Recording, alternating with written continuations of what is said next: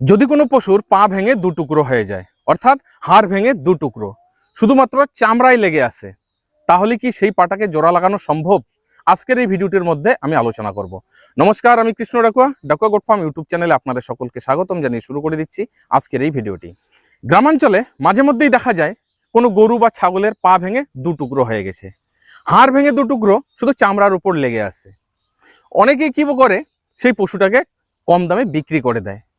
ওরা ভাবে যে এটা হয়তো আর জয়েন্ট হবে না, কিন্তু যদি সঠিকভাবে আমরা চিকিৎসা করি, সেই পাটাকেও কিন্তু জয়েন্ট করানো সম্ভব। হয়তো একটু আমাদের সময় লাগবে, কিছু মেডিসিন খরচা করতে হবে। তো এরকমই আজকে আমরা একটা ছাগল নিয়ে এসেছি, যে ছাগলটাকে এখন আপনাদের দেখাচ্ছি। এই যে ছাগলটা, এটা একটা মা ছাগল, এর বাচ্চা প্রসব হয়েছে।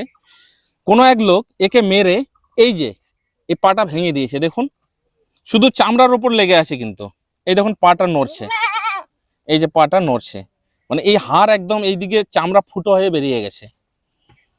তো চিকিৎসা করতে যাওয়া হলো, এবার ছাগল মালিক বলল তো ছাগলটাকে নিয়ে গিয়ে ভালো করে চিকিৎসা করুন। তো এখানে এখন আমরা প্লাস্টার করব এবং কিছু মেডিসিন প্রয়োগ করব। আশা করি 15 দিনের মধ্যে ছাগলটা সুস্থ হয়ে যাবে এবং সম্পূর্ণ হাড় জয়েন্ট হয়ে যাবে।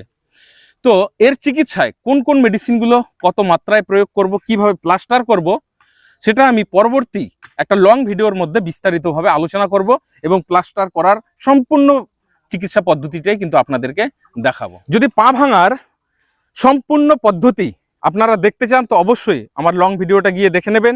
আজকের ভিডিওটিতে এখানেই বিদায় নিয়ে নিচ্ছি। আপনারা সকলে ভালো থাকুন, সুস্থ থাকুন। জয় হিন্দ, জয় ভারত।